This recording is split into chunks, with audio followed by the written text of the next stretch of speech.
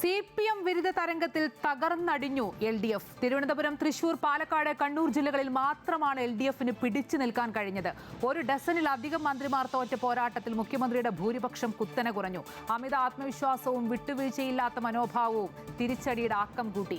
കണ്ണൂരിലെ തിരിച്ചടി LDF പരാജയം പാർട്ടിക്കാരും ആഗ്രഹിച്ചിരുന്നു എന്നതിന്റെ തെളിവായി. കേരളത്തിൽ ഇപ്പോൾ ഈ തിരിച്ചടിയായതിൻ്റെ കാരണം ഞങ്ങൾ പരിശോധിച്ച് കണ്ടെത്തേണ്ടതാണ്. അപ്പോഴും ഗവൺമെൻസിനെതിരെയായി, ഭരണത്തിനെതിരെയായി വലിയ തോതിലുള്ള വിമർശനങ്ങൾ ഉന്നയിക്കപ്പെട്ടിട്ടില്ല.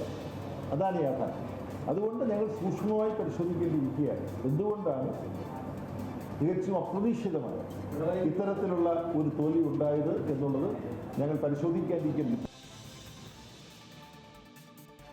വിശദാംശങ്ങളും വിശകലനങ്ങളുമായി KK പ്രശാന്ത് ചേരുന്നു. പ്രശാന്ത് സൂചിപ്പിച്ച പോലെ തന്നെ പാർട്ടി കോട്ടകൾ കടപുഴകി പല വൻമരങ്ങളും വീണു. മുഖ്യമന്ത്രി അടക്കം തുടക്കത്തിൽ വിറച്ച ഒരു സാഹചര്യമുണ്ടായി.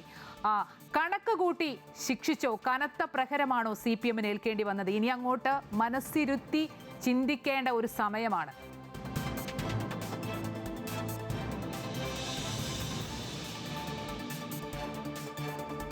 അമ്പിളി, കണക്കുകൂട്ടി മാത്രമല്ല തിരഞ്ഞു പിടിച്ച് ശിക്ഷിച്ചു എന്ന് തന്നെ നമുക്ക് പറയേണ്ടി വരും. കാരണം കണ്ണൂരിൽ ഉൾപ്പെടെ അടിയൊഴുക്കുകൾ അല്ലെങ്കിൽ തിരിച്ചടികൾ അത്തരത്തിലുള്ള വിലയിരുത്തലേക്ക് തന്നെ നമുക്ക് പോകേണ്ടി വരും. ഏറ്റവും പ്രധാനം, അല്പം മുമ്പ് നമ്മൾ കേട്ടത് CPMന്റെ ജനറൽ സെക്രട്ടറിയുടെ വാക്കുകളാണ്. അതിൽ അദ്ദേഹം പറയുന്നുണ്ട് ഭരണവിരുദ്ധ വികാരം ഇല്ല എന്നുള്ളതാണ് പറയുന്നത്.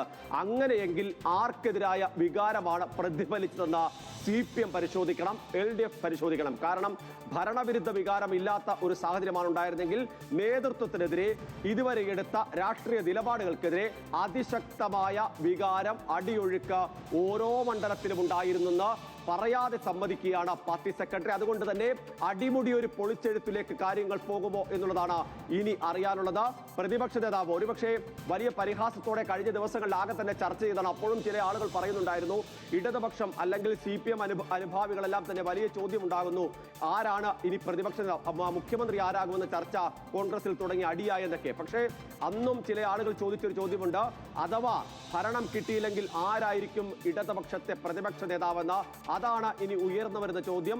മുഖ്യമന്ത്രി സ്ഥാനത്ത് നിന്ന് മാറുമ്പോൾ സ്വാഭാവികം രാജിവെച്ച പിണറായി വിജയൻ പ്രതിപക്ഷ നേതൃസ്ഥാനം ഏറ്റെടുക്കുമോ എന്നൊരു ചോദ്യം. അങ്ങനെ അല്ലെങ്കിൽ അതിന് കേൾപ്പുള്ള ഒരു നേതാവിനെ ഈ കാലഘട്ടത്തിൽ CPM ഉയർത്തിക്കൊണ്ടുവന്നിട്ടുണ്ടോ എന്നൊരു ചോദ്യം കൂടി നിലനിൽക്കുകയാണ്. കാരണം ഒരുപിടി നേതാക്കൾ കോൺഗ്രസിൽ ഈ മുഖ്യമന്ത്രി പദത്തിനായി ഇങ്ങനെ പോരടിക്കുമ്പോൾ മറുവശത്ത് ഒറ്റപ്പേരിലായിരുന്നു. അതായത് അവിടെ ഒരു തർക്കങ്ങൾ ഉണ്ടായിരുന്നില്ല. തർക്കങ്ങൾ ഉണ്ടാകാതിരുന്നത് മറ്റേതെങ്കിലും ഒരു നേതാവ് ഇല്ലാതിരുന്നത് കൊണ്ട് മാത്രമായിരുന്നില്ല. ഒരു ഏകാധിപത്യ സ്വഭാവത്തോടു കൂടിയുള്ള ചില നിലപാടുകൾ പിണറായി വിജയൻ അടങ്ങുന്ന ഒരു വിഭാഗം മുന്നോട്ട് വെച്ചിരുന്നു എന്നുള്ളതാണ് പ്രധാനപ്പെട്ട കാര്യം. അത് LDFന് കടുത്ത തിരിച്ചടി തന്നെയാണ്, കനത്ത തിരിച്ചടി തന്നെയാണ് ഈ മണ്ഡലങ്ങളിൽ ആകെ തന്നെ നൽകിയിട്ടുള്ളത്. സ്വാഭാവികമായി നമുക്കറിയാം എന്തുകൊണ്ടാണ് G. സുധാകരൻ പാർട്ടിക്ക് പുറത്തേക്ക് പോയത് എന്നുള്ളത് കൂടി ആലോചിക്കണം. അങ്ങനെ വരുമ്പോൾ കണ്ണൂരിൽ തിരിച്ചടി ഉണ്ടായ പ്രധാനപ്പെട്ട കാര്യം അത് കുഞ്ഞികൃഷ്ണനായാലും TK ഗോവിന്ദനായാലും അവരെടുത്ത നിലപാടുകൾ പ്രധാനപ്പെട്ടതാണ്. കുഞ്ഞികൃഷ്ണൻ പോകുന്നു, അതുപോലെ തന്നെ G. സുധാകരൻ വിരുദ്ധ നിലപാട്. അപ്പോഴും TK ഗോവിന്ദനെ കൂടെ നിർത്താനല്ല പാർട്ടി നേതൃത്വം തയ്യാറായത്. ഒരു അമിത ആത്മവിശ്വാസം ഉണ്ടായിരുന്നു. അതിനോടൊപ്പം ധാർഷ്ട്യം കലർന്ന ചില നിലപാടുകളുണ്ടായിരുന്നു. അതിനേറ്റ തിരിച്ചടിയാണ്. അതിനേറ്റ തിരിച്ചടി എന്ന് പറയുമ്പോൾ നേരത്തെ സൂചിപ്പിച്ച പോലെ തന്നെ അത് തിരഞ്ഞുപിടിച്ച് തോൽപ്പിക്കുന്ന ഒരു നിലപാടിലേക്ക് കാര്യങ്ങൾ പോയി എന്നുള്ളതാണ്.